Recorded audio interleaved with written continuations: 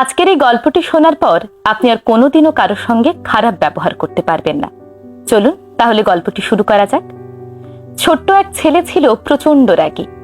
একবার তার বাবা তাকে এক ব্যাগ পেরেক দিয়ে বলেছিল, যখন যখন তুমি তোমার রাগ নিয়ন্ত্রণ করতে পারবে না, তখন তখন এই ব্যাগ থেকে একটি করে পেরেক আমাদের বাগানে যে কাঠের বেড়া আছে সেখানে লাগিয়ে আসবে।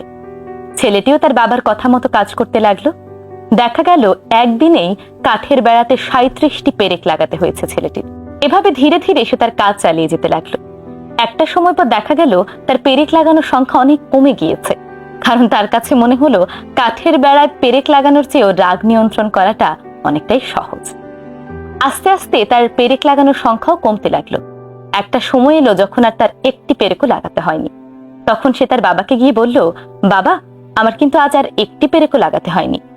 এটা শুনে তার বাবা তাকে বলল, এখন থেকে যখন যখন তুমি তোমার রাগ পুরোপুরি নিয়ন্ত্রণ করতে পারবে, তখন তখন তুমি সেই কাঠের বেড়া থেকে একটি করে পেরেক খুলে আনবে।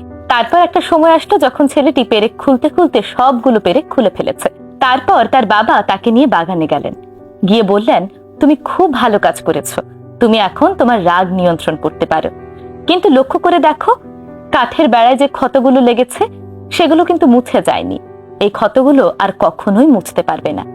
ঠিক তেমনি তুমি রাগের মাথায় যখন কাউকে কটু কথা বলো, খারাপ ব্যবহার করো, খারাপ কথা বলো, তখন তাদের মনে যে আঘাত লাগে, তুমি পরবর্তী সময়ে এসে তাকে সরি বললেও সেই দুঃখটা, সেই ক্ষতটা কিন্তু পুরোপুরি মুছে যায় না।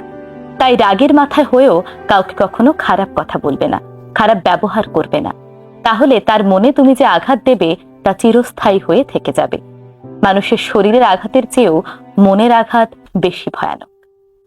গল্পটি কেমন লাগলো অবশ্যই কমেন্ট করে জানিয়ে যাবেন। ধন্যবাদ সবাইকে।